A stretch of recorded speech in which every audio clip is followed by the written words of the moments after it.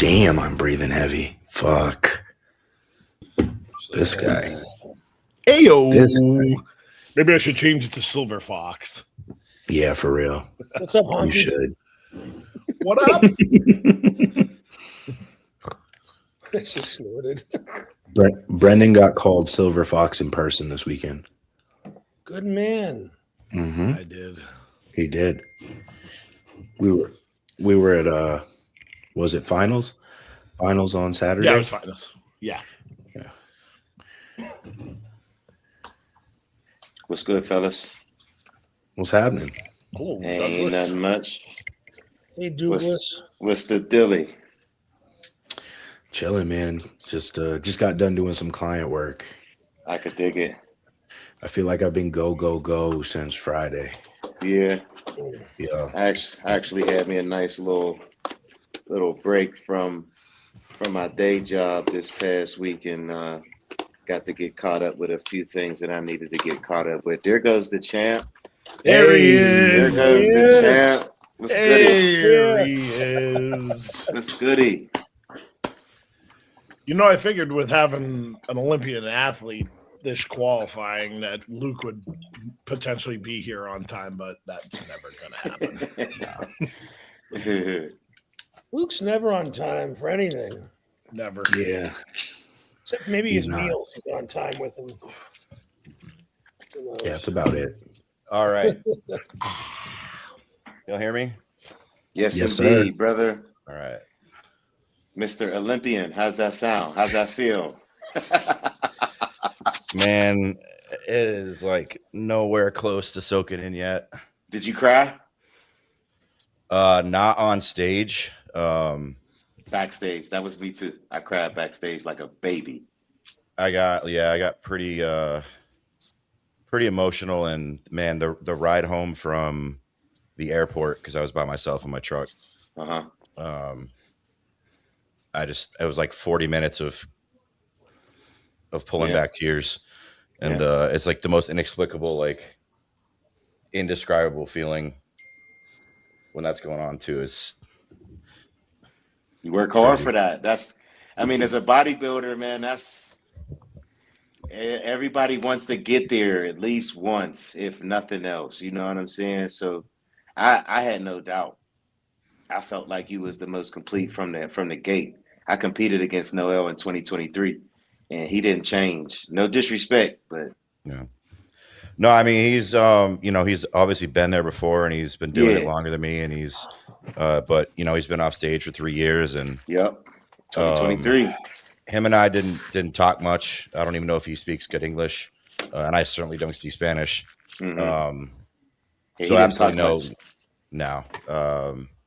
With no absolutely nothing against him, but man, we'll get this out of the way right now. Foreign fans are fucking brutal, man. Yeah. If you don't speak their language, or if you're not from their country, it doesn't matter how poorly you performed. Like they still think you should have won if you're their guy, and it's absolutely crazy. Yep. I know the feeling. No disrespect to Noel, great competitor. Of course. But completeness, like I don't think it was really even a question. His legs are insane, right? He was fucking missing a back though, dude. And arguably arms and delts. Yep. I honestly am kind of surprised he was in second. Yeah, I mean, it depends on what you like, right? Because he was arguably good him and I are the biggest guys there. Yeah. Him and I were the best conditioned. Yeah, he was conditioned. There were certainly the guy that took third. It looks like from the scorecard stole a point from me. Mm-hmm. Very pretty, very streamlined, flowy. Just that dude was aggressive, man. Yeah, just a little small. And then Felipe, I've competed with him before. He made massive strides this year. I think he was, I don't think he's done better than 8th or 9th at Chiseled, and he's top 4 at the NYpro. And then you've got Nick Brass there in 5th, making his debut after going pro last year. So was that the guy with the top knot The third place guy was the top knot. Nick Brass is Yes, yeah. Canadian. I honestly liked his look overall a little better than Noel's. You know, Mhm. but The judges seem to too, because like I said, Yeah. it looks like he stole a point from me. yeah, Mhm. I thought he was really impressive for sure. He looked good. So talk us through kind of from weigh-ins to stage time. What went on? So day before weigh-ins, I hit a crazy low, and we're like, we're good. I was like 209 waking up, and like, all right, we'll feed a little bit, try and get ahead of this, and then easy day, last training day, whatever, not a problem. Woke up day of weigh-ins at like 213.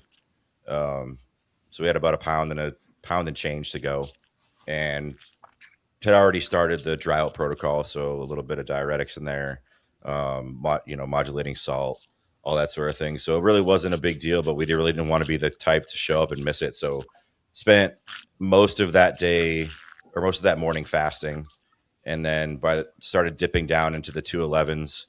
Got a couple like 50 grams of meat, 50 grams of rice meals just to keep me not fucking miserable. Yeah, it's like a snack. And then just it kept going. We got down to the 210s, got a couple bigger meals, and then by the time we hopped on stage at check-ins, I was high 209s, so pretty easy breezy. And by then we're only 14 hours from the stage roughly, so I'm eating like 150 grams of cream of rice like immediately after I step off the scale. What time did you weigh in? Also, like 7. I probably got on the scale at like 6:55 because they thankfully let us in early. okay. Because I was like, I got to get in, I got to weigh in, I got to eat, and then I got to go straight to my tan. So luckily they weren't like hard asses, like, no, you can't come in here till 7 like they usually do. Yeah, they know What- cool. They let us come in as we could.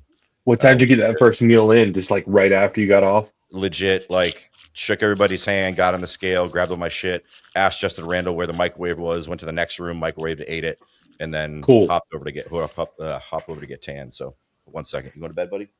All right, come here. Good night. Love you. So yeah, I mean, we always have something come up with weigh-ins. Like there's always some blip.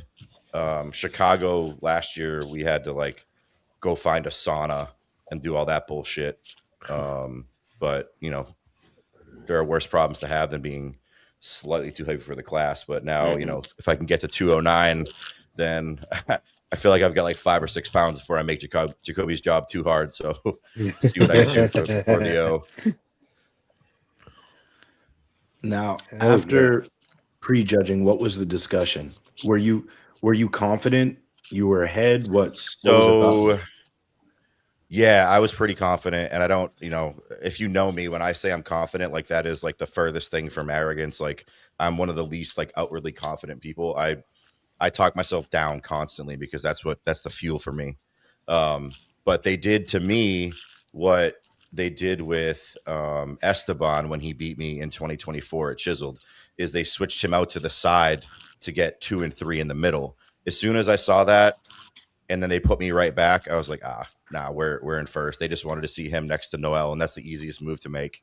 So I was fairly confident, and you guys know when you're pumping up backstage, you already know who's going to be in the top call out. You know who it's going to be. Maybe the occasion there's a surprise, but just looking around, I was like, we're in a really good shape here, even just from a conditioning standpoint. The stage photos fucking suck. Like I wish they would just hire somebody better for it, but the stage photos do no justice to either my conditioning nor Noel's.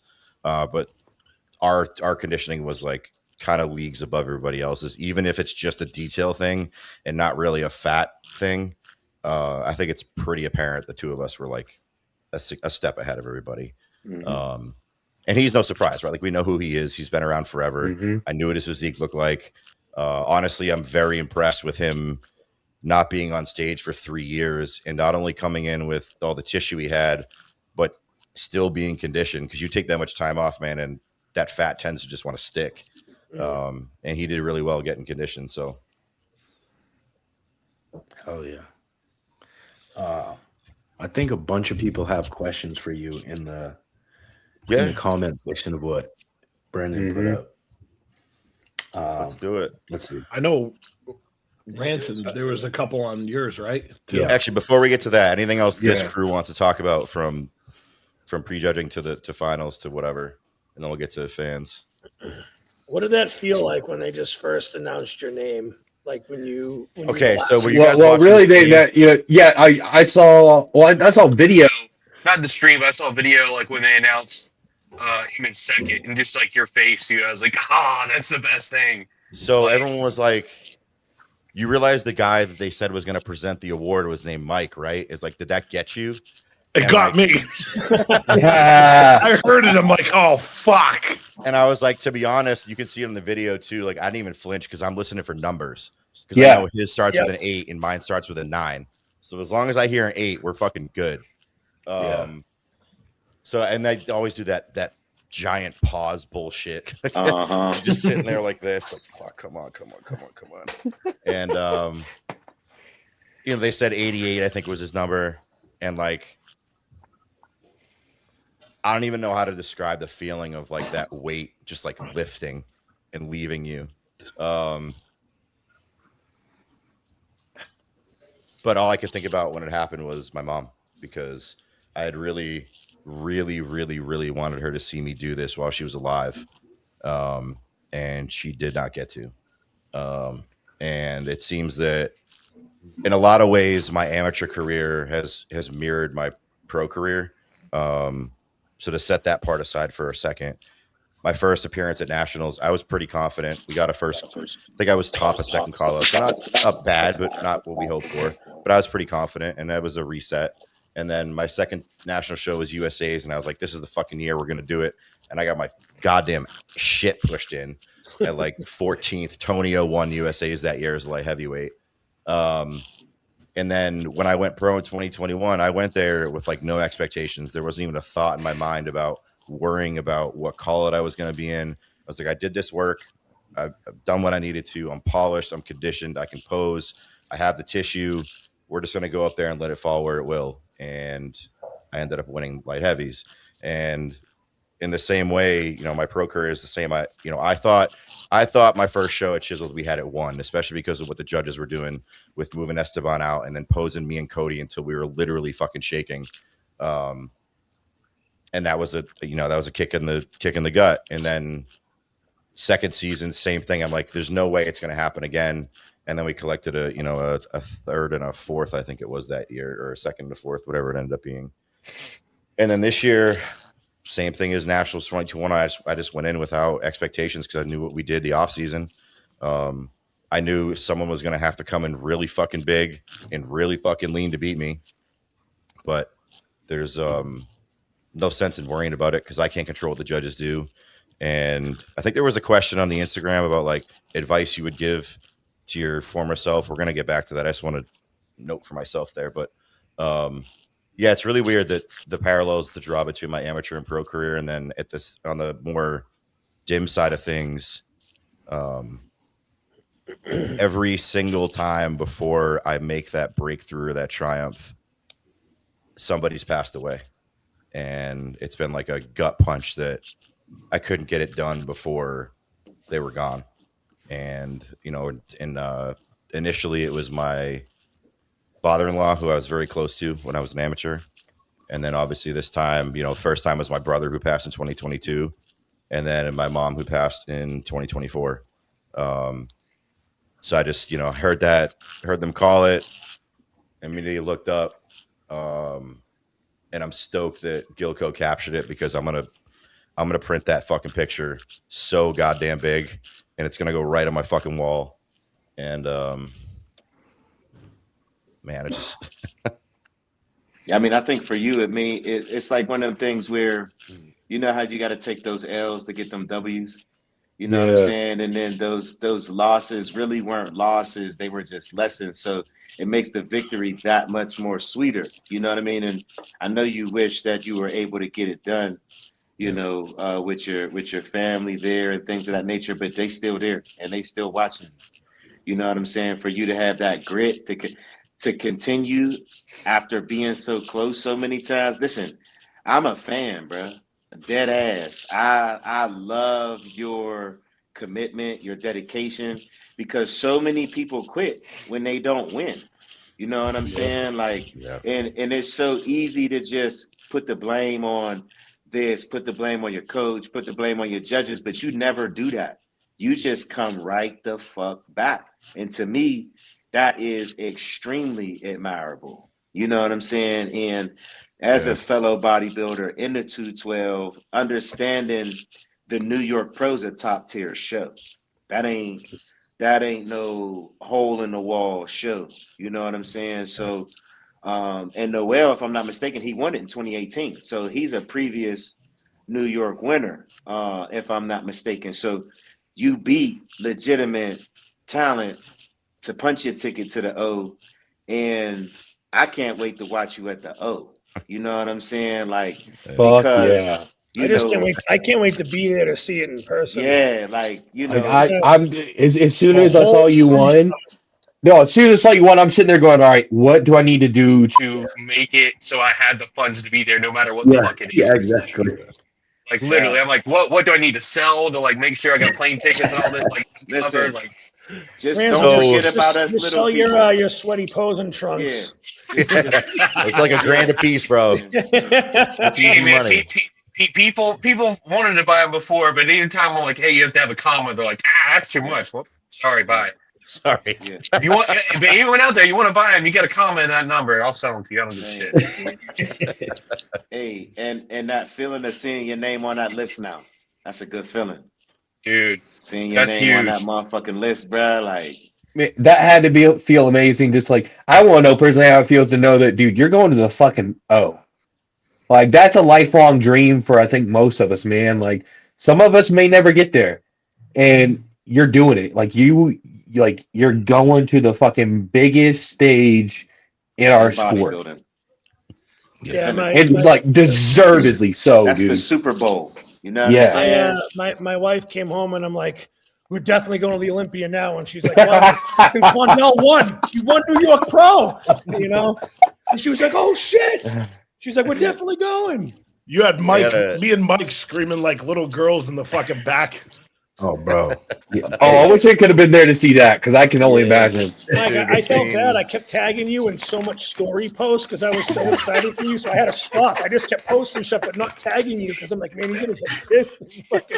It's so funny because every single video you can hear Jacoby and you two fucking going nuts. And Jacoby is notorious for it. Like that, he's screaming. Oh, yeah, he's Yeah. loud. Right.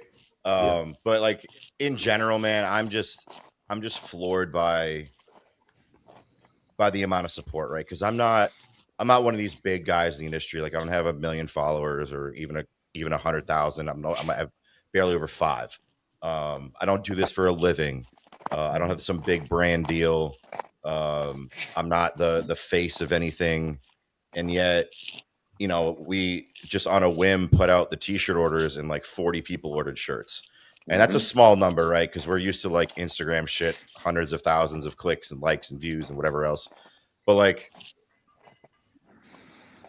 for anyone out there who's like minimizing themselves or thinking that you need to be this mega influencer to have influence, imagine 40 people that you don't actually know that well wearing a shirt with your name on it. Right. I'm excited for mine to come in, man. It's like it's one of those things that I can't really explain. I just have to try and express the gratitude. And the other thing that really got me this weekend is obviously there are people like, hey, congrats on the show, you look great, this, that, and the other thing. But I got a lot of comments from people, even people that I barely talk to on Instagram, people that have never even met me. They were like, hey man, like, yeah, bodybuilding's great. You're obviously a great athlete. Congrats on the win. But I'm really thankful for the message you put out as a person versus just being a bodybuilder. You know, the husband, the father, the career guy. You know, I always tie things back to the work. I'm not one of these hype people. Like And the fact that that is getting through to people is what means the most to me. Because if you put me in a pine box and the best thing you can say about me was that I was a good bodybuilder, then I've failed. Like I wasted this life, right? So it just really encouraging that so many people are taking that away from what I'm putting out there. It's just nice to see, Mike, because you're just a genuine, real human being. You know, like you wear your heart on your sleeve, like you express your opinions the way you want to do it. There's no bullshit filler, and it's very respectable. You know, I think that's the main issue though in bodybuilding, man. Is sometimes it's easy to get caught up in all of the things that really don't matter. You know, like think about a lot of people who get into bodybuilding for the wrong things. They have ulterior motives. They think that it's all glitz and glamour. You know, it's like you're saying, like the amount of followers you have really don't mean shit. I know people that got 100,000 followers, they ain't got a pot to fucking piss in. In the past 5 years, I done met all kind of people like that. You know, they're able to present a certain persona online, but behind closed doors, they're a piece of shit. And they throw rocks from a stone house. You know what I'm saying? So when people see yourself, it resonates with people more. You're humanizing it more. You know what I'm saying? It's not something that's unrealistic. People still realize it's a difficult thing to do. But to see someone like yourself win the New York Pro, like you said, you don't got 100,000 followers. But at the end of the day, you're a damn good bodybuilder and you're a real human being. And people love to see that. You know what I'm saying? Especially me, like myself.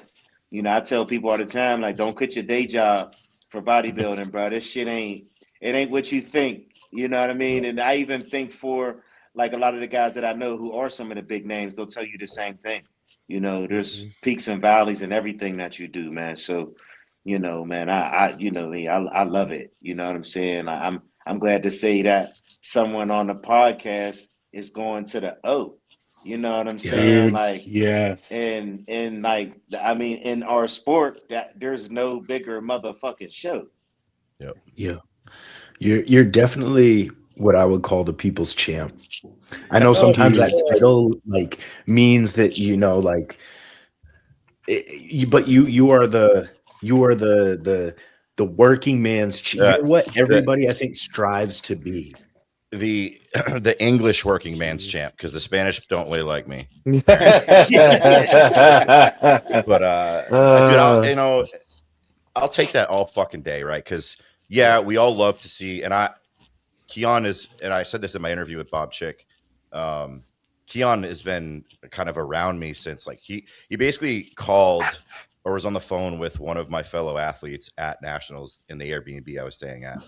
So my first time talking to Keon was actually right before I got on stage for prejudging at Nationals, and he ran me through a round of poses.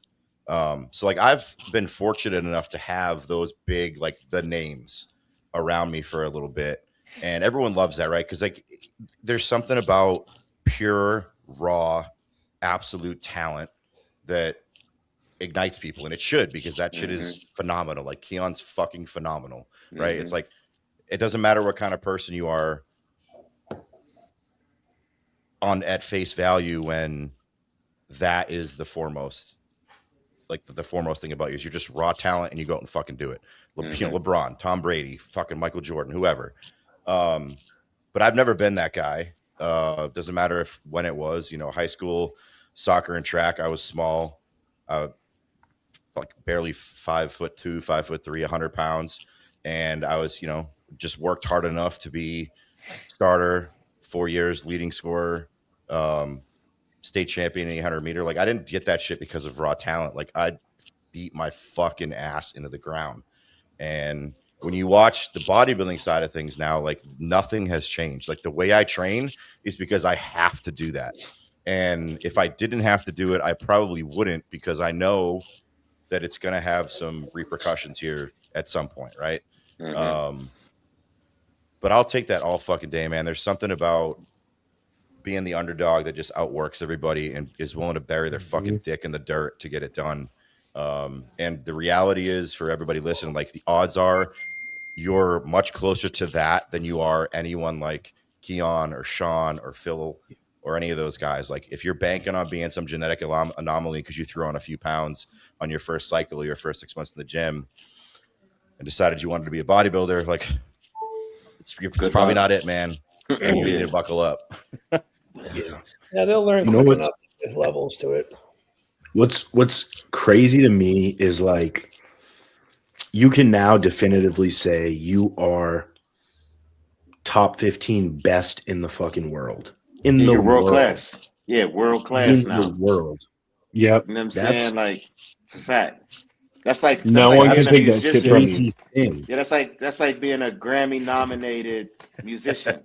That O will never go away. You know what I'm saying? Like you are forever an Olympian. In the solo leveling universe, Mike Condell is now like a S tier hunter. Yeah. Oh, we got Car Luke tonight. Big Luke. Cal Luke. Right back to it. What's up, fellas? Yo, What's happening? Luke, those So, cheeks are looking pretty nice. I got a question. Was it are you one of the bodybuilders? Like, so when I'm backstage, I do not like talking to any fucking body. I hate when guys try to have small talk with me before I get on stage. Are you like that too, or do you mix and mingle and talk? you know, that's another thing that kind of changes with me as I go. This time it was business. Like I didn't even listen to music backstage. I was eyes closed, laid down, feet up, just envisioning what was about to happen. And there were some people that wanted to chat, which I'm fine with. Like I'm not going to be the asshole that doesn't talk to you. But it was mostly Very just minimal. quiet. Yeah. And I'm the same. I like that most guys will wait, right? Because after prejudging, I'm fine with talking, right? Because like everything changes after prejudging, right? Like your cortisol lifts, the pressure's off, especially if you're gunning for a win, like and you know you're close. Like the attitude is different, right? So I'm perfectly fine with having those conversations. And like Nick Brass and I chopped it up for a minute post prejudging. But the other part of like competing in a show like New York, man, being backstage is like the fucking United Nations. I don't know if I heard English like the whole day. Real shit. Dude, Brazilians, Germans, Mexicans, Spanish, Chinese, Latinos, Japanese. Asians, it was everything, man. And which is crazy because like there's not many environments where you get that, where like everyone's here for the same reason, but in like you couldn't even fucking communicate with them if you wanted to. It's like the Olympics. It's like the Olympics. Yeah, that's cool. That's awesome. That's how it's going to be at the Olympia too, man. And like when you see how many countries are represented at the Olympia, I remember when I was there, I want to say there was like 47 countries or something like that being represented at the Olympia. So it's like you're representing America. You know what I'm saying? Yeah, I mean, especially in the 212, because I think 212 is one of the only divisions, maybe next to like wellness, where Americans are vastly outnumbered. And I don't remember what the list said recently, but like let's look at the list of where the 212 guys are from. Ready? U.S., Brazil, China. I don't even know what that is. Argentina. I think that's Iran. I don't even recognize these fucking flags in the UK. Exactly. You know what I'm saying? It's like, it's so dope, man. And I'm like that too backstage. Like if you say hi and all that type shit, I keep my headphones on for a reason because I'm manifesting my posing. You know what I'm saying? Like I'm envisioning myself hitting every pose because I hate that I can't see myself until I get off stage and see pictures of how the fuck I looked on stage. You know what I mean? So I always just like to keep my, like you say, after prejudging, I'm Gucci. I could talk, I can mix and mingle after that. The nerves are gone. I pretty much know how to feel on stage. But prior to that, I'd be nervous as fuck every time, you know, and I just don't want to make a mistake or not hit my pose correctly. So that's why I was just curious because I know some guys are chatty patty backstage. Yeah, man, whatever, like, you know, look, whatever gets you to where you need to be, right? Because, like, my peace, lowest cortisol, lowest stress is serenity. It's quiet. It's just me. But some guys can't live in their head, right? Some guys need to be outwardly expressive, and that's great. Do what you need to do to get where you need to be right on stage, but just don't do it with me. Yeah. Yeah. Yeah. Mike, Yeah. so I noticed at the show, respectfully to Steve, there was a lot of problems with music throughout the show. Bro. And I know you got hit with a little bit of that with your posing routine. How much can a competent DJ cost? It can't be that much. Yeah. Yeah, I was kind of bullshit too, because like I picked the song specifically because we were in New York. So the song was supposed to be the first full minute of Purple Lamborghini by Rick Ross. And it's something that I normally don't pose to rap or hip hop. And I normally don't pose to something that's so like intense and edgy. Normally it's a slower rock song that builds with that's something that comes out soft, gives me an opportunity to move like elegantly and slowly, and then hits hard, and then we finish. But this was kind of nonstop from start to finish. And I'm literally like the next person to get on stage for routines. And the expediter's like, we don't have music for you. And I'm like, what the fuck do you mean? I emailed it to the email address written very nicely on this 8x11 white sheet of paper you taped to a chair yesterday because the DJ didn't show up to check-ins. Oh, wow. What? And yeah. So I get on stage and I literally walked down. I was like, look, this is really simple. You can do this. You can go to YouTube right now. You can get the clean version of the song I need and just play the first minute. There's no complications. Just cut it at a minute. And I walked up there and I don't know how long I was actually up there, but that felt like 10 fucking minutes just standing there. And I regret that I didn't do a better job of staying composed, because I know even though I wasn't facing you guys, you could tell how When you frustrated were I walking was. off, you could fucking tell you were pissed. And I wish, regrettably, I wish I did a better job of keeping it together. It's one of those things where like the day's gone great, and like now this has to happen, which like if there's something's gonna happen, the routine's probably the best place for it to happen, because it's already said and done at that point. Unless it's really, really close, like are the judges really even paying attention? Nah.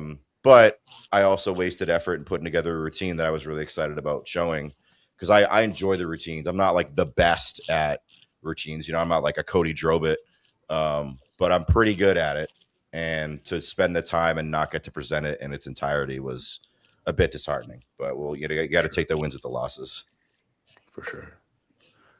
How many pictures and hands did you shake post show? Fuck.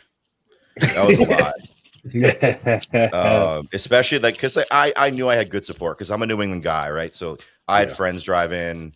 There was probably in total 15 to 20 people that know me personally that came to the show. So they were a given. But what always gets me is the people that I've never talked to before that come up and ask for a picture, or ask me to, to comment on something or like record me or whatever it is. And I don't know that I'm the type of guy that's never going to get used to that. Like it's never going to be normal for me. It still floors me that anyone gives a single fuck what I'm doing. But it was a lot, and it felt good. Because if you're not one of the big guys, right, if you're not somebody with 100,000 followers, somebody who's got content being punched out like continuously for a supplement brand or a clothing brand or whatever, the attention in this sport really isn't there, right? Like you just kind of do it quietly and you show up and you compete and you hope you win. But most of this sport is thankless, right? And if you're in this for that attention, you're going to be waiting a long fucking time unless you're some phenom.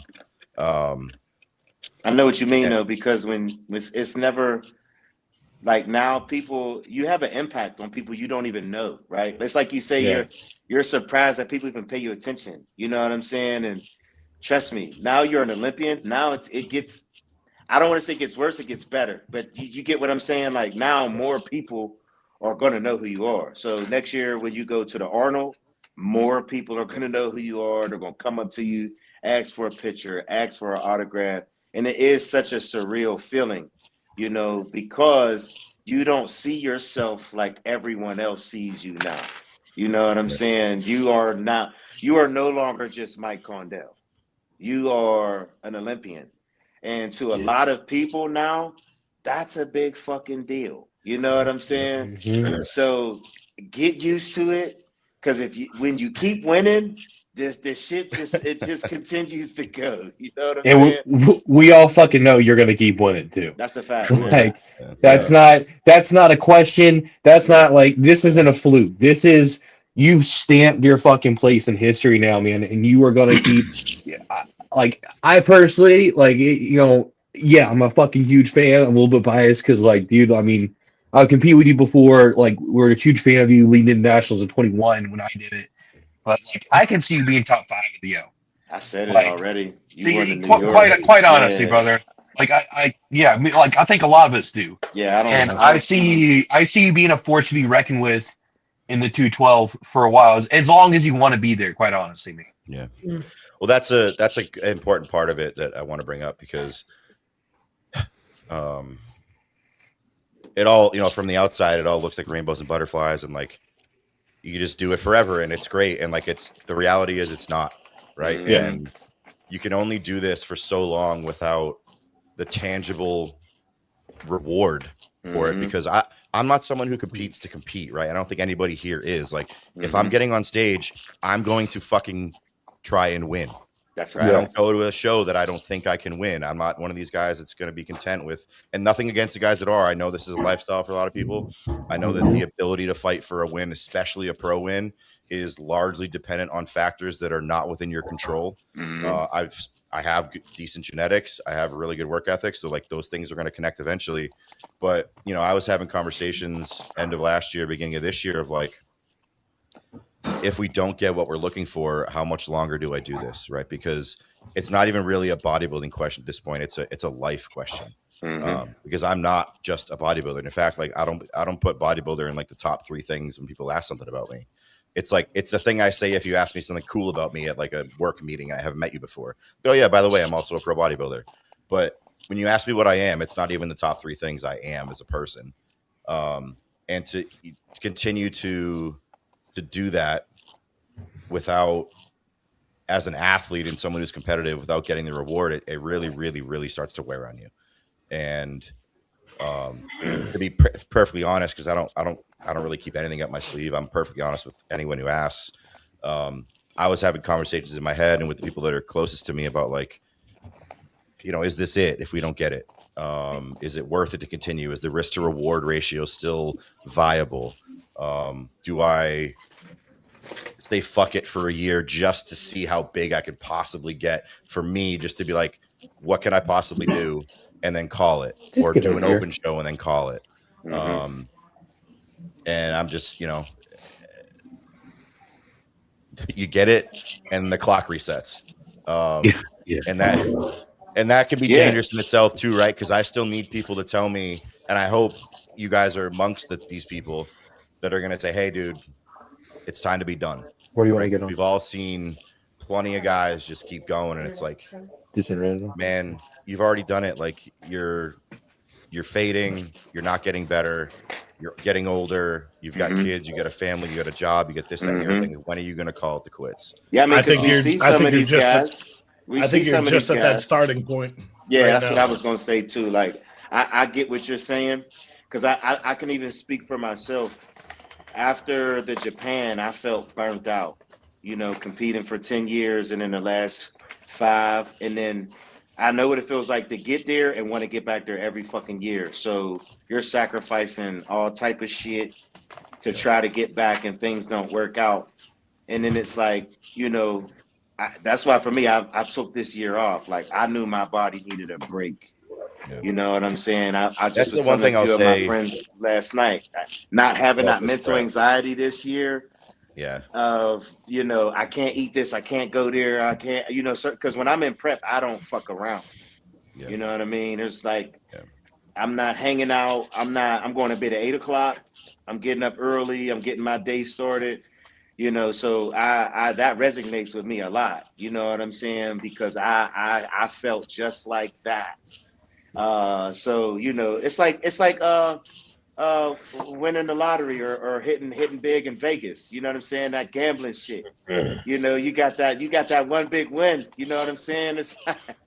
It's hard to say, yeah, you know what, I'm gonna keep going. You know what I'm saying? Yeah. Like, You know, it is what it is. Mike, I really relate to what you were just saying because I've had this conversation with myself where I was even telling my wife and a couple other people, I was like, if I don't get first call out this year at my show, I don't know what I'm going to be able to do.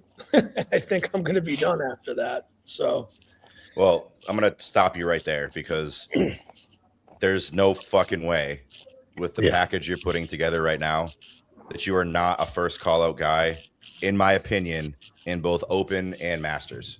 And personally, and I'm not someone, I don't like when people say this shit about me, so you're just going to have to excuse me, but I'm going to say it. I think you're a fucking lock for a Masters Pro card this year. And I think you're also going to be fighting in open for the same thing. So I hope so. I'm not. I know we're a few years apart. You're a little bit older. You've been at this longer than me. Yeah. But we've been in the same positions repeatedly. And I'm terrible at this. So, like, fucking, you know, this is hypocritical as all hell. But keep that out of your mind right now, man, because what you guys are doing is, I agree, is impressive right now. Yeah, I agree, Mike. Very, very. So, you know, that was all like last year. I was thinking this the moment prep started this year. And my body was like responding super fast. Like it just, you know, I'm not thinking about being on stage. I'm not thinking about winning. I'm kind of viewing it as like, I don't want to say I don't care, but that's like my best way of explaining how I feel. It's exactly where I was in 2021. I'm like, I'm just going to do it. I'm going to show up. What happens, happens. Yeah. All I'm doing is all my energy I'm focusing on is training, diet, sleep, cardio, recovery. Mm-hmm. That's it. Yeah. That's it. And there's something to that, man, because I don't think, and I think we've said this a few times now, but like people don't give credit to what stress can do to you on all levels, right? And like you could be the same person running the same prep in 2 different years, and if one of those years is stressful, man, your sleep might suck. You might not be holding on to tissue. Your blood work might suck. Like your appetite might suck. And the next one, if there's no stress, bro, you might be the golden goose, right? And that's, I was going to, comment on it when Doug was talking. The thing about this prep is, bro, I feel brand new right now. Not even because I just won, but because this has been a low stress, even though it's been hard, a low stress, relatively easy prep. And like, Jacoby and I are going to talk tomorrow about what the game plan is, whether we forego chiseled and just maximize the O, or he lets me go kick the fucking door in there and get that belt finally. But I feel fucking great. And you're one of those people that do everything you're supposed to do though. You know, I can't tell people enough. In bodybuilding and in life, your body responds to consistency. I don't give a fuck. There are bodybuilders who talk the talk, but they don't walk the walk. And you can tell who walks the walk. You do, flat out. It's just like you say, your prep, you made it look easy as fuck. I know from the spectator view, that's how it looked to me. You know what I mean? But I know there was peaks and valleys in there, but you have a mentality that most people don't. You know how to just do what the fuck you're supposed to do. You don't make excuses. I'm tired. I don't want to eat this cold food. I'm tired. I hate when I hear people in the prep complain. You didn't complain one motherfucking time. And it's like nobody makes y'all do this shit. You want to complain. That's how I know when people cut corners. People want to complain all the fucking time. Ain't nobody putting a gun to your head making you do this shit. You either do it because you like doing it or shut the fuck up. And you're one of those people who walk the walk. I'll tell you all day if you ask me how I feel, right? Like I'll tell you I feel like shit because I don't want to communicate to you some false narrative that this stuff is actually easy. Yeah, it's not easy. Hell no. And I feel like shit, right? No matter how fucking much food you're eating or how little cardio you're doing, when you're actually stage lean, like it does not matter. As peeled and dry as you are, dude, I'm sure your feet and your ass hurt like crazy all the time right now. Well, the thing people really don't understand already is like, hurt bad. My heels are killing me. The thing people don't understand is they've never been there. Yep. just not having the energy to want to get off the couch and piss. Right? Yeah. Like that's something I need to do because I'm a grown ass man. I'm not peeing my pants on my couch. But like I've thought about it because like fuck getting up right now. Mike's gonna start wearing adult Depends. Listen, bro, I know that feeling because most people don't understand too. When you got low body fat like that, you have no energy. That's where our bodies get energy from. That's why I always tell people bodybuilding is not a healthy sport, but we try to do it as healthy as we can. Because when your body fat is that low, you're more susceptible to injury. Your brain fog. Everybody knows fucking prep brain. Not only that, when you're that lean, at least where I am up here, like you get fucking cold real easy. Bro, I'm in Florida and I'm still cold. Yeah, you get cold. Yeah. Yeah. Speaking of injury, Mike, I saw you fucking hack squatting 9 plates. What? Training legs full out. Yeah, what the fuck was can that? you speak on that? What the fuck was that? So let's back it up a little bit. I'll add weight next week, he says. So let's back it up. It was not a perfect prep training wise. Like the way I train, especially when energy is low, body fat's low, fatigue is high, like inevitably some things happen. And I had some tweaks, some new tweaks. Like I tweaked an adductor that kept me away from certain movements for a bit. Before I started prep, I actually haven't done a squat movement, like a hack squat or a pendulum or any of those things. I think Luke, when we did the pendulum, that was my first time doing a squat movement in months because my knees just could not handle it this offseason. I remember you told me that, yeah. And it's not perfect, right? If you think you're going to breeze through a prep and come out looking your best, like it's just not the way things are going to go. And that's a fact. The maturity and the experience side of this is knowing how to work around those things instead of shutting down. Yeah. So I had the adductor. Thankfully, shout out to Authentic Aminos, keeping me up on all the peptides that help that shit heal super fast. To Jacoby the reason I have a coach is to be held back, because if I don't get held back, I would run myself into the ground. And I train with him, which is obviously very advantageous. But he does a really good job of being like, hey, bro, fucking cool it. Like, we don't need to be a superhero today. Do what you can do, live another day, go home, rest. We'll come back tomorrow. And that's dope. You listen. That's so dope. That's what I fucking pay him for, right? Like I know, but so many people don't listen, bro. Like I had the same moments with my coach, and my coach is younger than me, and I still respect him and I listen to him. You know what I'm saying? I'm just like you in that sense of I need somebody to tell me when to chill, when to shut the fuck up, put your phone down, Doug. Like. And I'm not above that. I'm not above listening to somebody who wants me to win, who knows what it takes to win. And some people, I just was talking to one of the guys at my gym. I think that is sometimes what gets difficult as a bodybuilding coach when you're coaching a big name, is sometimes that ego gets in the way of knowing you need to listen. Even though you are who you are, you still need somebody to check you.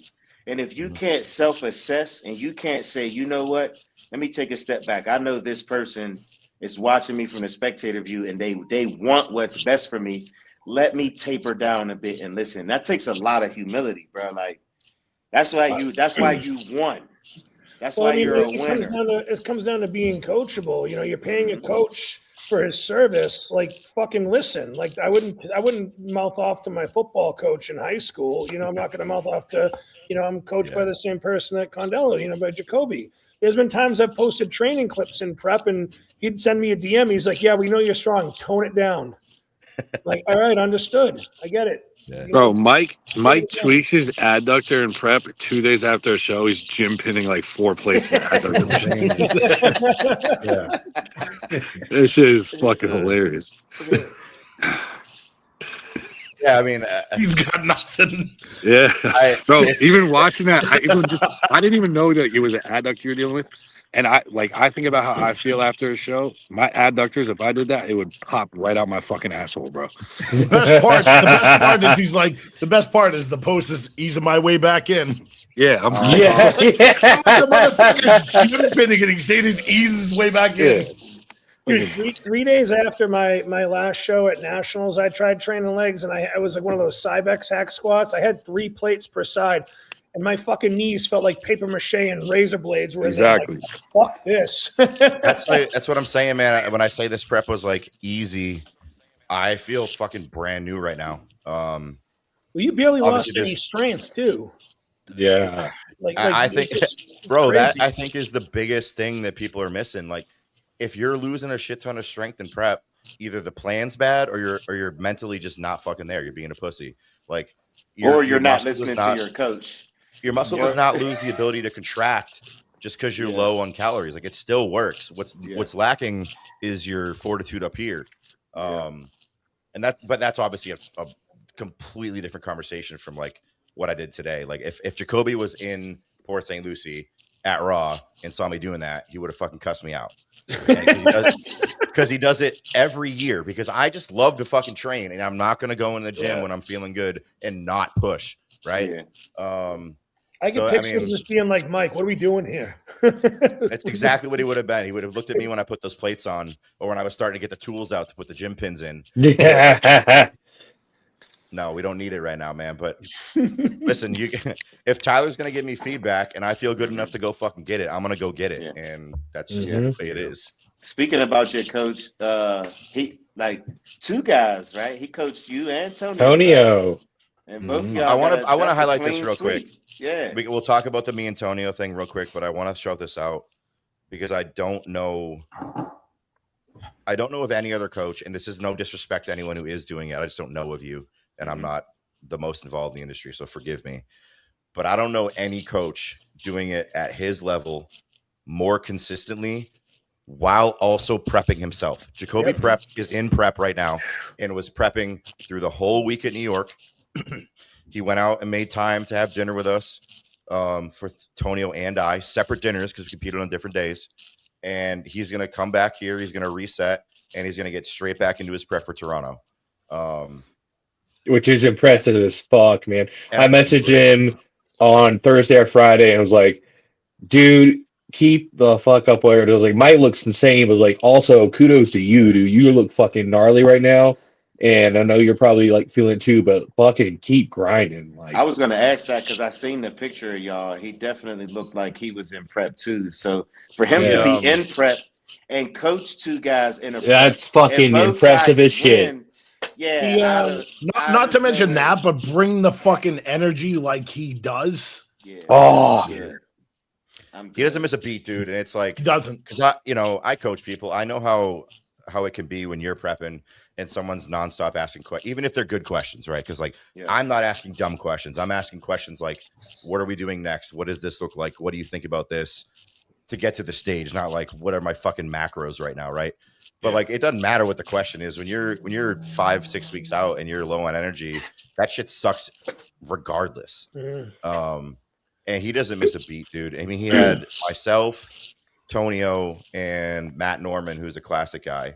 Matt looks great. Weekend. Matt was massively improved. All he needs is time to add some tissue. I think he's got 6 or 8 pounds to his cap, and then if they want to get aggressive, they could probably do even more. He looked fantastic, and he's a great dude. Yeah. But coached 3 pros across 2 different days while in prep himself. Didn't miss a beat. Picked up 2 wins, which I don't know that any coach has ever won both divisions in bodybuilding at a show like that. I was impressed with that because I'm like, God damn, like he went in there with the broom. You know what I'm saying? And said, we're gonna get this open, we're gonna get this 212. I highly respect your coach. You know what I'm saying? Like I hear nothing but good things. I don't know him personally. I met him maybe like once, I think last year in Indiana. He had a couple clients he was training, but I mean, for what he did with you and what he's been doing with Tonio, because Tonio is a freak. That motherfucker. Bro. So Tonio was staying at a hotel across from the venue, not with us at the Airbnb, because he kind of jumped into New York late, and he likes his own space, which is fine. But I was going. The LSR was tanning at his hotel, so when I was done tanning, we hopped up to Tonio's room to look at him, bro. It doesn't make sense, does it? It does not make sense. Bro, don't it look like about this? Don't it look like he's wearing like shoulder pads, like football pads? Yes, dude. This is why everyone's like, "Oh, fucking oil in your shoulders, bro." Tonio doesn't even pin his shoulders. Yeah. And like the shit, he just has tissue hanging off him everywhere. Yeah. In shapes that like don't make sense because none of it's flat, none of it's ugly. Everything is rounded and inserted perfectly. And Bro, his I saw him, waist. and his waist is crazy. Yeah, I'd be And like, I what need the you to fuck? think about this for a second. Tonio has maybe an inch and a half on me. Maybe. Mm-hmm. He weighs 5'7", 5'6.5". ish, like somewhere in there. Yeah. At New York, if we go just off weigh-ins, because I weighed in at like high 209s. I got on stage at like 212, 213. We base it off those numbers. Tonio only has 12 pounds on me. Mm-hmm. 12. He must Yeah, I have know. tiny That's what I bones. was gonna say. Like you Yeah, I said, was he's about got to all say- this tissue hanging, but like it's just so perfectly put together that it looks that Yeah. way. Like he's not carrying like insane amounts of actual muscle. It's just the way it looks is so, bro. It's like it's just another coming of Dexter Jackson, bro. It's the same I was thing. gonna say he's like Yep. Dexter Jackson 2.0. In He's It's my like these going. opinion. guys. I know There are he very few loves the people. Go ahead, Mike. No, go ahead. Finish up. There are very few people that, I mean, I think we'd all love to see like Tonio, like with another 10, 20 pounds just to see, right? But there are very few people that like you can look at that are in the 220s as an open guy and be like, he's big enough. The fact Like, that he's in the you know? 220s, it looks like Like, that's fucking mind blowing. bro, he's gonna Yeah. be, he's gonna be up there. I'm really curious because I think people sleep on Brandon still. And I Yeah. don't think, to my knowledge, Tonio's actually never beaten Brandon. Mm-hmm. No, he hasn't, yeah. I think that people are kind of writing Brandon off a little bit coming into Pittsburgh, but I'm curious to see how he stacks up against Brandon. He does that, bro, because Brandon was 7th last year, and I think honestly he should have been ahead of Nick. I mean, Tonio's looking at top 5 at the I have Olympia. Tonio think top so, 5 too. this year. If he beats Yeah. Brandon, he's looking at like a top 5 spot at the Olympia because I think the way Martin's going, I think he can beat Martin. And you're talking about a top 5 guy in the world at 225. Yeah. Like, that's retarded, bro. Yep. And Yeah, the thing about meat Tonio shit. is there's nobody he can't stand next to, which Mhm. is Yes. not something very many people can say. Right? Like I know for a fact that you can put him up on stage with Derek, with Andrew, Yeah. with Samson, and he's not going to look out of place. Right? Because He's the not- I agree.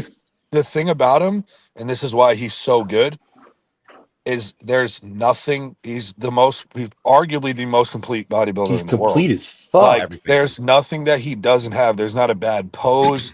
There he's really aesthetic. He's got shape. He's got tissue. He gets conditioned. He's fixed his posing. Now he's a pretty good poser. Like there's nothing where you look at him on stage and you're like, that's missing. Yeah, that's a Or fact. like, I agree. you know what I'm saying? And I so agree. the only thing you can say, because I was at the NYpro in 2024 when Nick won, Martin was 2nd, and he was 3rd, Stu was 4th. He was in that top 4 with those guys. Structurally, like shoulder to shoulder, he's not super wide. He's not like a very big structure, Mhm. but because of how his muscle just inserts and pops, he gets away with that. So like that would be his only weakness if I'm playing devil's advocate. But like you said, Mike, like even still, he can stand next to an To Andrew and anybody. a Samson and still And he Luke, might to be your more point- narrow, but he still has things that they I mean, don't even have. think of Phil Heath. Structurally, he wasn't very wide. Yeah, either, that's but what you I'm saw saying. How his Yeah. arms and shoulders looked. Yeah, I And mean, to he your was point- winning, and to your he was point, winning Luke- Olympias at 240, you know? Yeah. Yeah, and to Luke's point, he just stood against one of the bigger guys in the fucking pro Yeah. league. Yeah. Like Crizzo's a fucking monster. Yeah, he is. What I What was do you going to have, like say 50, is 60 pounds on him? At least. He's At prejudging- he's at least 280. at Bro, like, prejudging, pounds. I was saying it is ridiculously close between Crizzo and Tonio.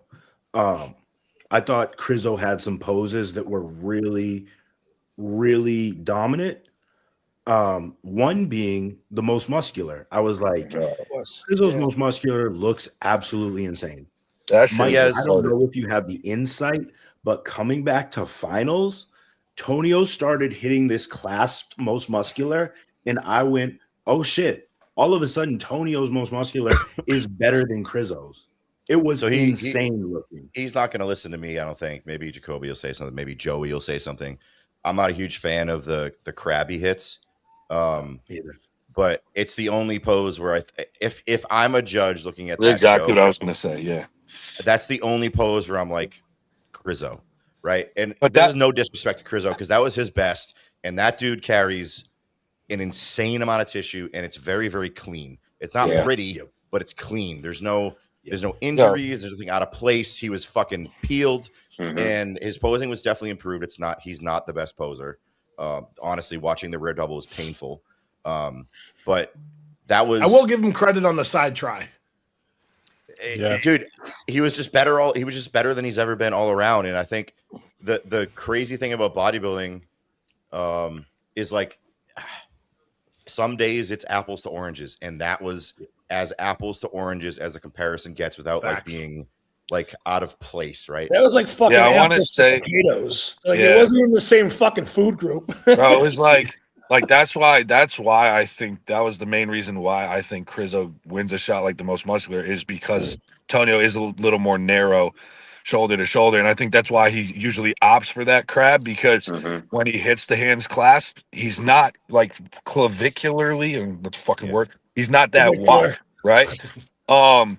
So like I feel like he thinks he's giving up ground, which is why he always goes for the crab, but he's got the pop and the roundness to hit any kind of fucking shot he wants. Like he's still gonna stand out. But dude, Crizzo honestly surprised me, bro. That guy's frustrated me for so long because he's like he looks like he's genetically fucking modified in the lab, bro. Like he does not look like a human being. He's got all the freak factor you can think of, and he's like the posing thing has driven me crazy, and he's never really nailed a peak. He's always looked like very amateurish to me on stage, but this was by far his best. Yeah, I was some gonna of say those from some of those last shots year. I saw, yeah, it was night and day. Some of those shots I saw, especially Yeah. obviously the most muscular is his like strong shots. Back double, like Mike said, it's still you want to shoot yourself. But like some of those other shots, bro, like you looking at it and you just your jaw drops. Like, what the fuck am I actually looking at? Yeah, his The arms only are so thing, crazy, his too. arms, his shoulders, his quads is stupid. But those obliques that just kind of hang over his trunks, there's nothing you can do about that. And that's just unfortunate because like he should have like a world-class front double with all his body parts. But when he pulls it open and you kind of see it just look a little weird. Yeah, You know? especially when you're standing next to somebody like With a Tonio who has 15-inch that waist, pretty yeah. waist. Yeah, you know what I'm saying? And Yeah. Tonio's waist makes his quads look stupid. Like Yeah. they look like drumsticks in a cartoon. You know what I'm Yeah. saying? Like he's got the inner sweep, the outer sweep, and the waist just his side shots to me. I mean, he just has a pretty physique. It is what It's it everything. is. It really is. It's complete as fuck. It's everything. Yeah. The one thing I was going to say a minute ago, because the Dexter thing comes up with him a lot, and I know he's very flattered by it. He'll most likely never reach Dexter's level of like on paper success with the show wins and all that. But I don't think there's any reality left where Tonio does not become a better bodybuilder than Dexter. Like one-on-one, yeah. Like the physique, even if Tony, because dude, I don't think people realize too, like this is gonna fuck you up. Tonio's only like 7 years into this. Yeah, exactly. Right. I remember when he won light heavies and won his pro card. My coach flat out said he's gonna be on that Olympia stage one day. Swear to God, I'll never forget that. Yeah, he won light heavies. He won light heavies at 2019 USA. Right? Yeah, that was the year Merkel. It was the year Merkel won. Yeah, Merkel won. Walker. Yeah. Over Nick, I remember seeing him the first time. I was like, Jesus fuck, dude, because he was tall too. Like he wasn't short like most of the light heavies. But even though he was tall, it was still like, God damn, dude. Yeah, because remember his first year, he was a 212 guy. He went to Indiana. Right. Yeah. So like, if he gets to the point now, which he will now, where the only time he's doing shows is to easily pick up a qual and a big check, right? Because that was the New York and Pittsburgh strategy. He's like, let's just go make some fucking money. If he can stay in that lane, and now he's putting on 3, 5, 7 pounds in short off seasons, for a couple years, and Tonio at 232 to 235 is going Mind to blowing. shut shit down. Yeah. There's That's not going to be insane. anything you can do about him, right? He's going to be an No. absolute problem, Yeah. and it's just crazy. It's absolutely crazy. Yeah, the guy's a gift. For sure. You guys want to answer a couple of these questions? There's some good ones. I did Yeah. see some good ones. Yeah. Let's get into it, man. Let's start with this one. What's a set in the gym that has stuck in your mind since it happened? Like just one specific That set. we did, or that we Yeah. like. Yeah, that witnessed? we did. Yeah. Yeah. I've been talking for a minute. You guys go. Fuck, I'm trying to So, think. I got one that definitely sticks to my mind. This was from prepping in 2021, actually, because it was not long into me getting back into bodybuilding from powerlifting, and it was a leg day, and is working up to a hard like 6 on squats. It was like slowly working up, and then once you got to that, like the last like true like hard working set was a triple drop set.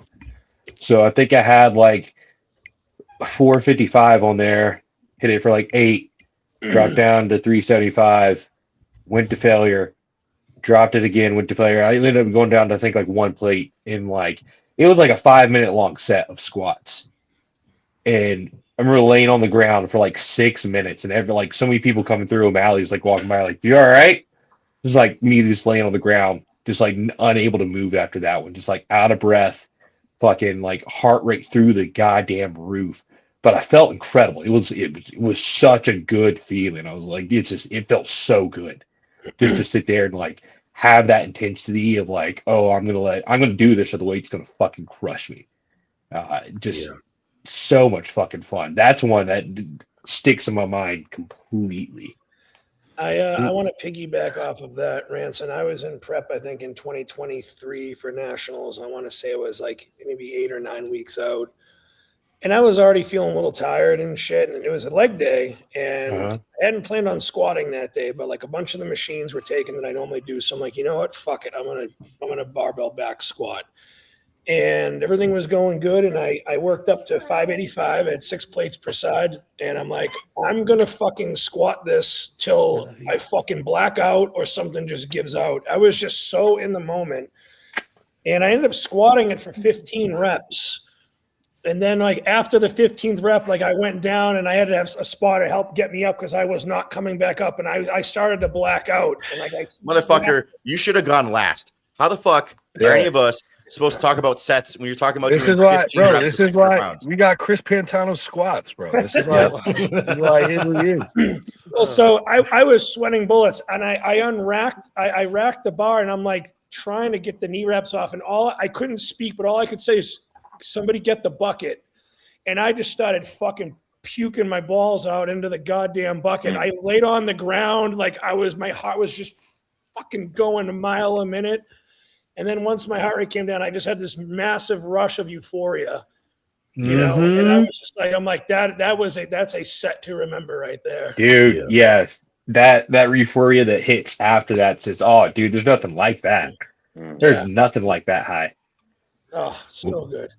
Mine is definitely not that type of weight, but it was early on in my career, and it was a hack squat set. And I remember I went into the set really angry because I was like, trained every set was angry back then. And I hit a point in the set where I thought I was hitting failure, and my training partner, get a couple more reps. I got a couple more reps. I think in that set, I went through every emotion possible. Like I was angry, then I was sad, then I was happy, like everything. And I remember when I finally racked the weight, for whatever reason, like I started to cry. Like it was just this like overwhelming emotion. I get it. But like you guys talk about, that euphoria after was so intense. Bro, I've been chasing that feeling in a set like a drug ever since. And I've never quite reached that again. It was insane. And I always remember that set. Fuck yeah. Yeah.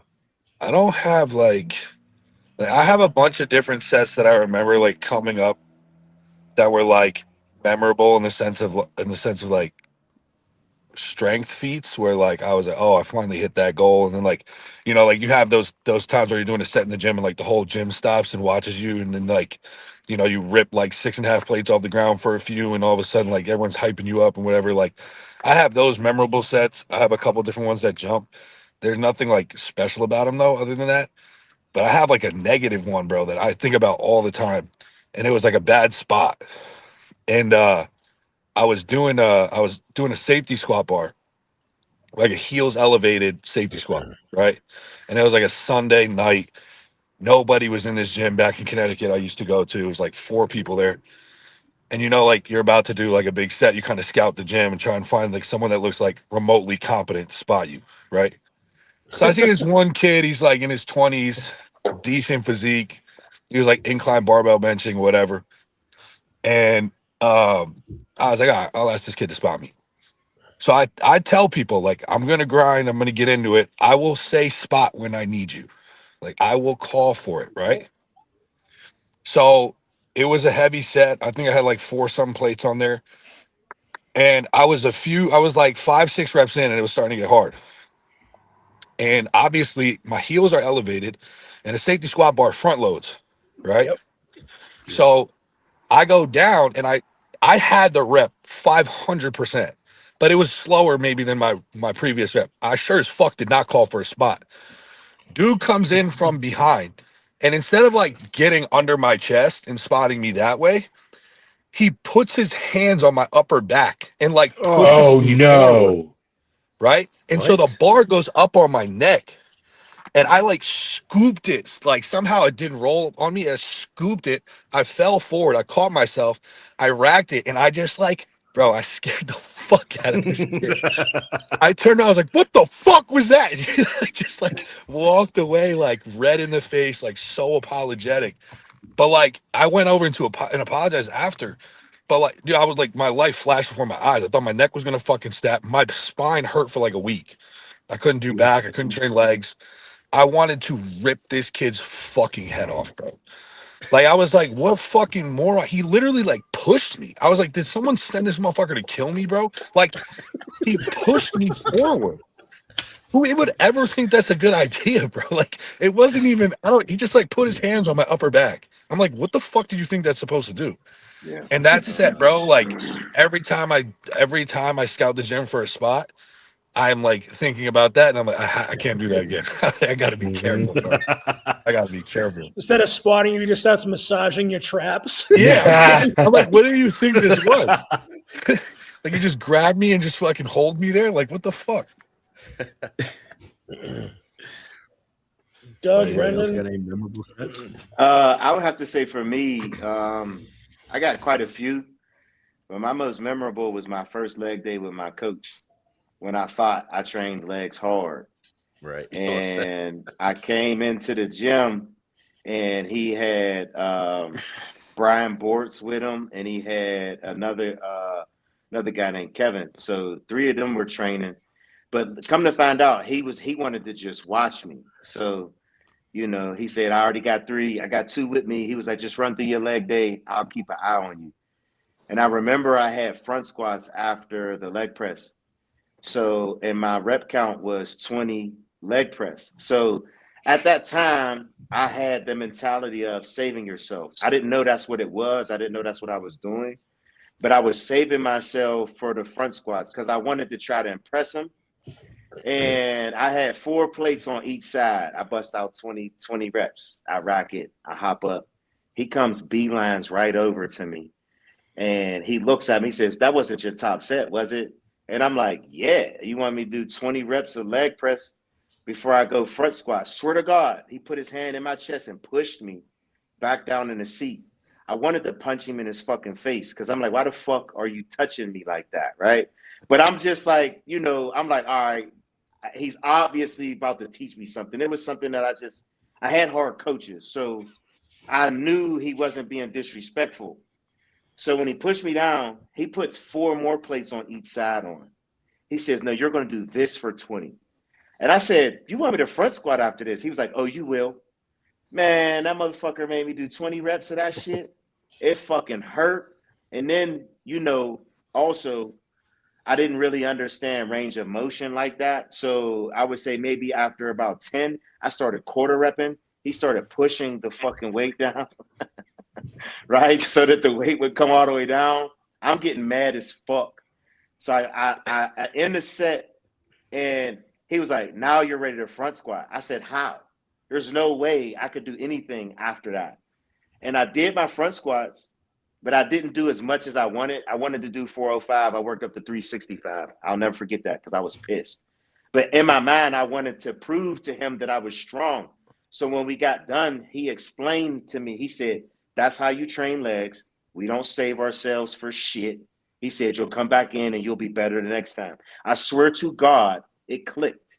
Like I had a moment where I was like, okay, I get it. And then that was when I started learning how to really train. And there is no thing of saving yourself if you really want to compete. And that's why I always talk about coaching, because some people I've seen take stuff like that personal. They want to fire their coach, or they say he's mean, this, that, and the third. But for me, that was the best thing that I could have ever had. So that was when I realized I didn't train legs hard like I thought. And I'll never forget that as long as I live. I think mine was very similar to Doug's, and it was probably like 6 or 7 years ago. And dude, Luke knows how I feel about this, fucking starting off competing in fucking men's physique. So it's like, you think you fucking train hard, and it was the first time I've ever trained with Nate Spear. And I jumped in, and I'd never even done a fucking Widowmaker set, and I did a Widowmaker on a leg press with him and fucking threw up. Like Hell that's when yeah. I mean you got to a point where you're just like, That's how it's you done. think you train hard until you train with somebody that trains balls out fucking hard and knows how to train. And ever since that fucking day, I've tried to adopt that mentality and fucking train the exact same way of that set throughout all my training now. You need to take it to that fucking level. Like That's on a mental aspect. The biggest reason I use intensifiers with clients is I want to see what the fuck you're made out of. I don't I don't Are you personally gonna crumble? believe I don't believe that most intensifiers are actually really that value added in the sense of tissue growth. Mhm. But I need to get you to a place mentally where you can do it, or we need to have a chat. So like, bro, if you sign on with me, there's a pretty good chance your first leg day is going to have a cluster set on leg press, and you're going to fucking puke, and it's going to hurt for a week, and then you're going to do it the next week, and I'm probably not going to take it away from you until I know it's clicked. And it's It's going a to hurt. gauge of intensity. It might not be optimal, but I'm so sick of hearing this optimal shit that like you guys are so far from actual effort that optimal isn't even in the fucking equation. Dude, And Mike, I'm sure you Mike, I'm sure you run into this problem too. You ask him to send you a training set, a video, and these motherfuckers are literally, as soon as the set's over, get up, walk over to the camera and fucking hit stop. I'm like, are you shitting me? Yeah, like your ass should be. If you're able to fucking do that, you're not training hard. If you're in a leg press and you don't have to sit there for an additional. Left 5 reps in the tank. Yeah, if you're sitting there and you should be sitting there at least 45 seconds to a fucking minute trying to regather yourself from seeing fucking stars and black to that. I mean, like, you need to be, that needs to be a level of. But for most people, that's a scary thing. You know, I just had a client. I don't want to say I dropped him, but he's kind of like, now he's able to go to the gym and just put his headphones in and train. A few weeks ago, we were doing walking lunges at the end. And something else I learned from my coach, you don't cut fucking corners. If we start the lunges behind this line, that's where the fuck we start these lunges at. So he caught himself walking 5-6 steps and then started trying to lunge. I said, get back here. And he looked at me like, does it matter? And I'm like, that can be the difference between winning and losing. His immediate response said, do you really think so? Like, do you really think that could? And I'm like, see, it's more about not cutting corners. Now, does that mean that these 6 or 7 steps will make you lose the show? Absolutely not. but it's more of the mentality. You lack the mentality that other people have that you don't have, and you don't know how to train hard to. That's why you're going to lose. It's not going to be because you took 6 extra steps. But if you're cutting corners in your workout, you're cutting corners in your diet, you're cutting corners in your cardio. That same guy probably stops cardio, 10 seconds early or whatever. Exactly. Like, And the fact it's a mentality. The fact that he even questions what you're trying to do shows you that he's not fucking serious about it. Yeah, Exactly. I think those of us who's fucking those of us who like do the best, and I think most of us are probably this way too. Can't speak for all of you, but like those of us who succeed in this sport are the ones who are doing things to make things harder in our workouts, not make things easier. We're trying to do whatever we can to make it even harder. Yes. To get everything fucking out of it. Yes, because I told him, I'm like, bodybuilding isn't for everybody. Everybody sees the glitz and the glamour and they like that shit, right? But are you willing to do what it takes? Are you willing to do what's required to be great? Or you just want to be a gym bro? And that's cool if you want to be a gym bro. I don't knock it. Yeah. You understand? Like, I don't knock it at all. You just want to go in and train as hard as you can, cool. But if you want to compete and you want to win and you cut corners, you will not fucking win. I don't care who you are. You cut corners when you work out. You do not cut corners when you're training, and there's a fucking difference. Mm-hmm. Yeah. Am I the only one here that hasn't thrown up in the gym like from training? Maybe. Whoa, you've never puked from training? Nah, I've shit my pants for sure. Never. Okay, that's one I have not done. I have not done that. I Shit my pants pants for sure. 7 times over the years. I've thought I had before, and I had to check, but I've never actually did it myself. No, I always got my teams in trouble in high school because I didn't sweat and I didn't puke. And I've never puked, bro. Sometimes your coach is just trying to fucking never trust a wet dude. Mike. I was the same way, I would finish a hockey game and I'd take my helmet off and people would be like, "Yo, do you even fucking try?" Because I don't sweat a lot. But I've never thrown up in the gym. I've gotten to the point where I'm like, no, I've been burping from being a fat fuck. Yeah, dizzy. I've thrown up from eating meals, eating a meal. I throw it right back up when I'm done. Yeah, I've never done that before.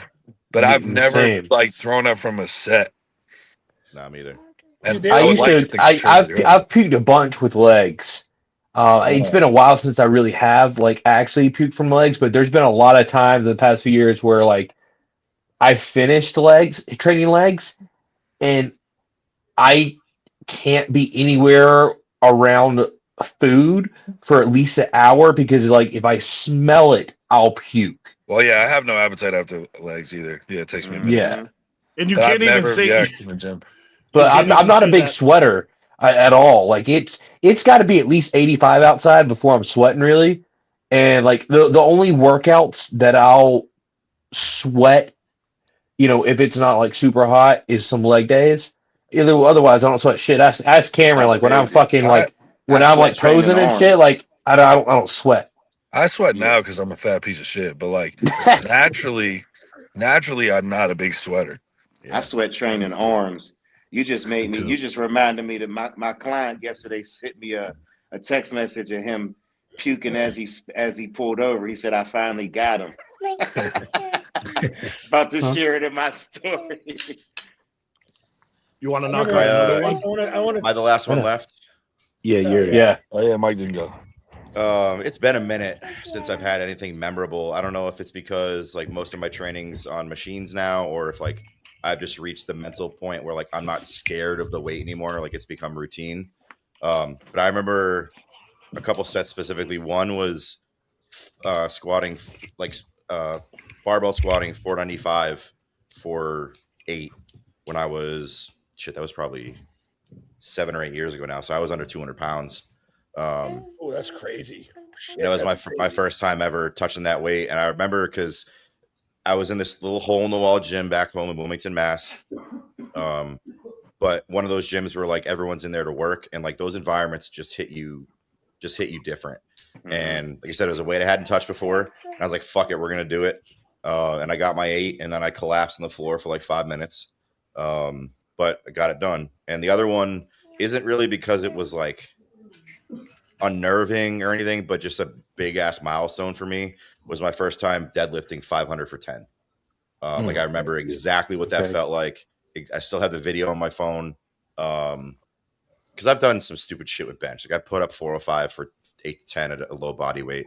But like, for my opinion, and I hear this debate all the time about deadlifts and bodybuilding, bro. If you can deadlift 500 for 10, your back is not going to suck, right? Yeah. So like, hitting that milestone was huge for me. But it's been a minute because like it's part of it, I think, has to do with what it looks like on video too, at other people too, right? Like putting up 6 plates or 7 plates on a hamstring press, like, yeah, that's fucking heavy, and we know it is, but it doesn't look crazy, right? Yeah, It's like that's a chest press machine. But picking up 5, 6, 7, 8 plates on your back or in your hands and doing something with it is always going to be memorable. That reminds me, honestly, Mike, of so 2 different times. So both 4 weeks out. So 4 weeks out of 2021 Nationals, I was training at Jujumufu's house. Me and Jordan Hutchinson were out there, and we're training back. The second thing we did was deadlifts, and so we went to like this concrete big long pad he has in front of one of his barns, and he set up deadlifts there. And I was, from pretty low calories at that point and just fucking tired.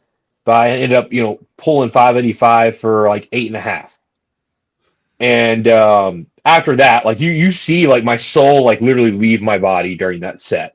And like there's the videos on YouTube, like on his channel and shit, so you can watch the whole thing, like the whole workout. But after that set, like I was done. Like no energy. But 4 weeks out of this year, I was feeling pretty strong and fucking good. And I was like, I gotta fucking try that again. And I think I ended up hitting 585 for 10 on deads, like in my garage. On that, dude. And I think I that's saw like that video when you posted it, and I was like, wow, this motherfucker's crazy. yeah. Cameron hates when I do shit like that. And literally, you're like, every time I've done shit like that, squats 800. I'll literally send it to him like, don't be mad. Because I know what he's gonna say, because like literally he's like, yeah, that's cool, but let's not fucking do that shit anymore the rest of prep. It's not got another one. Looking back at your first shows, is there any advice you would give to your younger selves going back? You mean first, like very first show? Very first show. Before we answer that question, that's my friend named Austin Anderson. Shout out to him.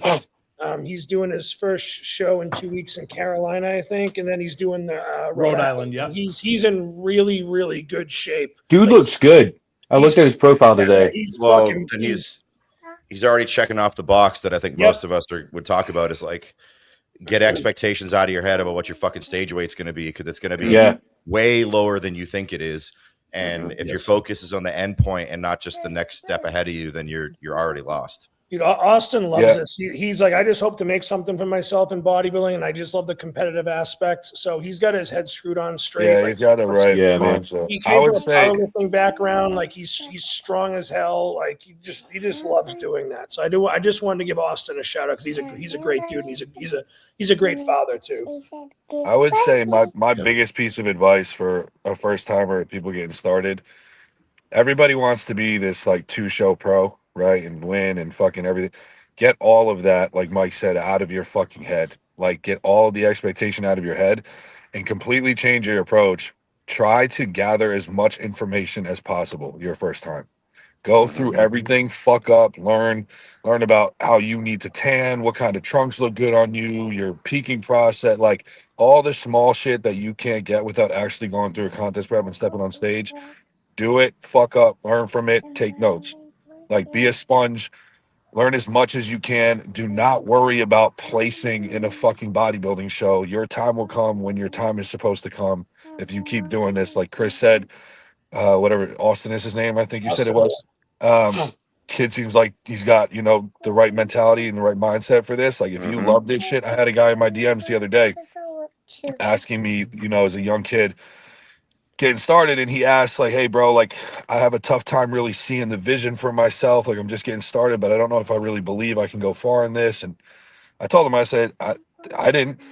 I didn't fucking know what the fuck I could do. Right. I said, I just love bodybuilding. So I'm going to bodybuild. Right. And if you have the love for it and you want to do this for yourself, your placings don't matter. If you're going to be good, you'll be good. Just keep doing your thing and just try to learn as much as you can every time you get on stage and enjoy it.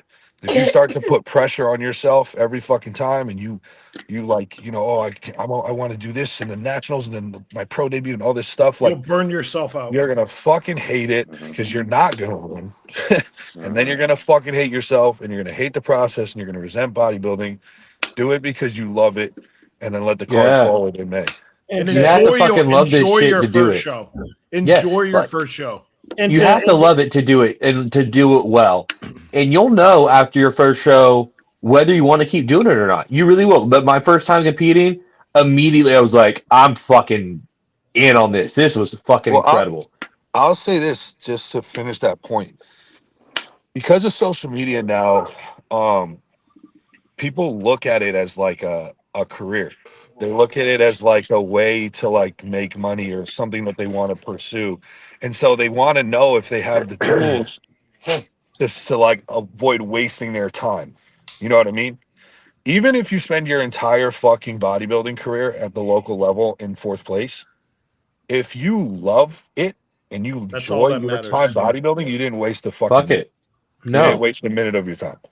Exactly. It really comes down like everyone wants to fucking to know like the outcome before they even go through anything, and it's like you're not gonna know. But dude, it you won't know. You need 5 to 10 fucking years. Yep. Bro, not a one prep, not 6 months, not one cycle. You need fucking 5 to 10 years of like consistent around the year bodybuilding. Yeah, and all So these people, really know. these kids, like they're like, well, this person did it in this amount of time. Fuck that person. They're the anomaly. Not They're not the them. norm. They're not the Bro, norm. The percentage of people that can do this like a couple years and fucking be pro or be winning even local shows in a couple years, man, it's like 2%. Bro, Get that out of your bro, fucking if head, I showed people my pictures when I started, dude. Your transformation. I've seen that shit. That shit's nuts. bro, people You would were a fat, chunky kid. I know. I turned, bro. I would go up to like local gearheads at like LA Fitness and just like ask a question, and they wouldn't even give me the time of day. These fucking clowns, bro. And Yeah, I mean, because I wouldn't have either. I looked like a sweaty bag of milk, bro. Yeah. And nobody would have known, dude. I turned pro in 5 shows as a super heavyweight. Well, I think Mike spoke to it earlier, and it was my mentality when I first came in. First and foremost, I wanted to just look like I belonged on stage. I never thought about turning pro. I had zero expectations, and bodybuilding was a hobby, literally. Like have other things going on in your life that you really like. Bodybuilding should not be at the top of that, because we know a lot of people who at the end of their career has some dusty ass trophies and they don't got nobody to share it with. Bodybuilding is not something that should be your identity. It should be something that you love to do, and you do it because you love to do it. It is an extreme sport, and how extreme you want to get with it depends on yourself. And for me, my first show, I was getting tired of, I knew at some point I felt like I was going to stop going to the gym, and I wanted to stay in the gym, and I wanted something to keep me going. So I saw that movie Generation Iron. My dad had been pressing me since I was in high school to give bodybuilding a shot. And I just wanted to look like I belonged on stage. I didn't even decide that I wanted to try to take it serious until about my 3rd show. But I knew after my first show, I loved it. I loved the process. I loved the training, and I wanted to learn more. So my advice to you, as you said, his name is Austin. Yep. Learn. If you're doing this and you love doing it, learn everything you can. And the longer you do it, the better you'll get. At some point, you will build a pro physique if that is in your cards, and it'll happen. Yep. But you can't force it to happen. One thing I want to add to this, because it happened this weekend in New York, and I'm not going to drop names because I know he's he's in a little rough place mentally after what happened, but this doesn't stop. Like the advice we're giving you to learn, collect data, collate, look at it, talk to your coach, talk to your people, make adjustments, try again. Like that does not stop. Nailing your peak every single time is not a certainty, even if nothing changes between you and your coach. Yeah. And an Olympian missed this weekend pretty heavily, and it was talked about quite extensively in the crowd, on social media, in all the bodybuilding circles. And that shit happens, right? And that's one of the best in the entire sport, in what is quickly becoming our most recognized and prestigious division in classic. And I just want everyone to hear that, like, this shit this is not a formula, right? And you're not going to run the same play and get the same result every time, even after a decade with the same coach in the same body. If you're in the mindset that, like, you just set a variable and then you move on to the next one, you're going to be in a miserable state when you miss. And you need to be comfortable with the fact that every single prep is brand new. And sometimes that means a prep's going to be easy and it's going to be a relative breeze. And sometimes it means it's going to kick your fucking ass. Mm-hmm. And sometimes it means the result is going to be nowhere near what you hoped or wanted it to be. And you need to be comfortable with that, man, because this isn't fucking a team sport where the entire team wins. One person wins at the show. And if you don't win, no one gives a fuck, right? Like, yeah, there's the point system, and like you can get there in some divisions as a pro by not winning shows, but like there's one. Mm-hmm. So do the odds, right? And if your goal is only to win, if you're only going to be content with winning, which I'm pretty extreme about, but this is my first win. It took me 5 as a pro. I've now lost as many shows as I've won between amateur and pro status. And that's rare. That's a good ass record, bro. Most people are going to lose a lot more than they win. That's a fact. And to piggyback off what Mike said earlier, like, I think the best thing that you can do, especially for your first show, 0 expectations. Mm-hmm. Because you put 0 expectations on yourself, that's when the best results happen. Yep. And I want to start giving us yes or no questions because these are taking fucking forever. Oh, I just wanted to add. I wanted to add one more thing too: is fall in love with the journey, not the destination. Yeah. You're going to want to build the perfect physique. You're never going to have a perfect physique. And in pursuit of perfection, you are going to achieve excellence. So just keep getting better and better every show, and the results, the wins, all that is going to come in time. Yes, sir. Well said. So let's save some of these questions for next week because there's a bunch more good ones. That's good. They're already like, and we'll get some more. 40. Yeah. And we'll get some more. But I want to pose this question to you guys really quick before we jump off here. And tell me what you think. Hold tight.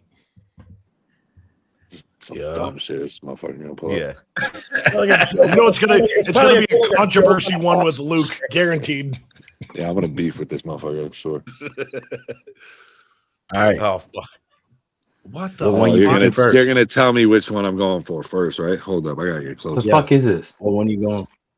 I'm going for 11. Now it's clear. 11. I'm picking 13. 11. Is that wings? Yeah, those look like wings. So either 11 or 13. All right. Y'all can go ahead and call me a child. I don't give a fuck. Tell me you're a flats guy. No. Even worse. Even worse, Mike. Boneless. I'm a little fucking toddler. He's a boneless give guy. me some boneless wings. I ain't doing nothing with a bone in. Sorry. Oh shit! I think I'm going. I don't want to fucking work to eat my food. This sounds gay, but I'm going the one with a lot of meat on the stick, number 10. Yeah, it sounds super good. You know, it's crazy. Most people I talk to love flats way better. I'm a drum guy. Dude, so drum guy. I'm a drum guy. Oh, yeah. Bro, you're not going to catch me pulling apart fucking bones and fucking sucking joints and shit. Just one and done. See, that's why I go boneless. I don't have to worry about any of that shit. Yeah, but then you got to use a knife and fork sitting down with the boys drinking a beer, and you look like, you know what you look like. A knife and fork? Who the fuck using a knife and fork for boneless wings? Looking like a bitch. Mike, what are you going with? I'm going with 6. What's the number in the top might- left? Is that 1? Yeah. Yeah, that's 1. Yeah, I was about to say Oh, I'm I didn't number see 3 or 6. number 9. 6 is good too. I can't fault Brendan for picking 10. It's got some meat on there. It really does. Honestly, though, if I'm going with a flat, But Mike I'm said going that's a with double flat. bone, guaranteed. You're gonna have to What pick one? that one apart. Number 10. Well, yeah, it's a flat. Maybe. Yeah. But okay, so if I go with a flat, I'm going with 5. 5 got a little handle. And everything. 5. I've got Why you the can clean fuck? that Five one. looks demented.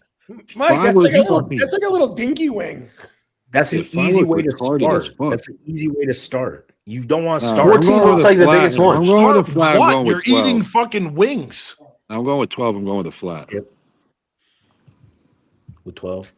I'm going with 12 if I'm going with a flat. I'm going with 1 if I'm going with a drum.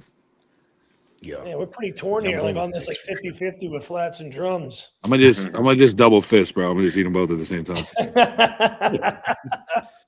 God, why'd That's you do this to me, bro? I'd crush like 50 fucking wings right now. Dude, I could destroy 50 Poor wings fucking now. Mike. I'm right with you. Ugh, And I just had 2 high days back to back. I'm fucking starving today. I'm sure you are. Probably not as hungry as you are, Mike, but still.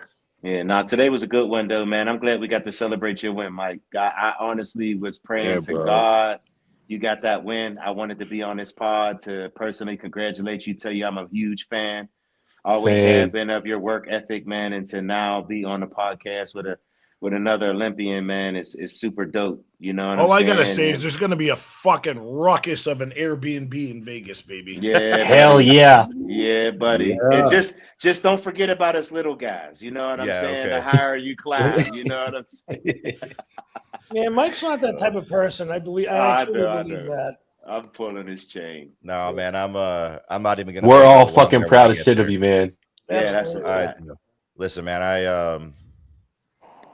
I just sincerely appreciate it. I mean, whether it's you guys or it's the person I don't even know that bought my shirt, or you came up to me at the show, or you messaged me on Instagram. Oh God. I'm just floored with the support, and obviously, you know, you guys inviting me here to be a regular has been great because I'm not too heavily involved in the industry, nor do I really fucking want to be.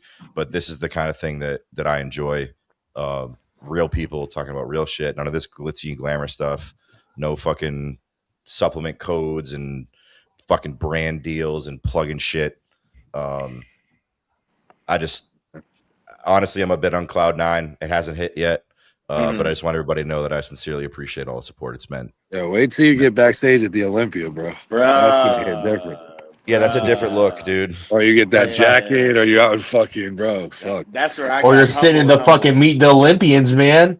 Yeah, Yeah. buddy. That's what I was saying. I'm like, we're gonna go and raid his You table. fucking right. You Oh my God, it's fucking my You guys right. better You guys better be prepared to stand there all day because it's gonna be fucking nobody else. Hey, Yeah. we'll just circle the line. Keep going back to you. It's all right. They're gonna know Man, your listen, name soon, I man. promise you too, because of the show you won, you're gonna have a lot of foreigners that are gonna be fans of you. You know what Yeah. I'm saying? Like, suck it in, bro. I'm telling you, when I went to Suck it Toronto, in, crazy. there were people. Ooh, yeah, pause. Big pause. Make sure you bring Whoa. plenty of your fucking He trunks because said they're gonna it. He want to said buy it. them. What? He said, Whoa. suck He it said, in. suck 'em in.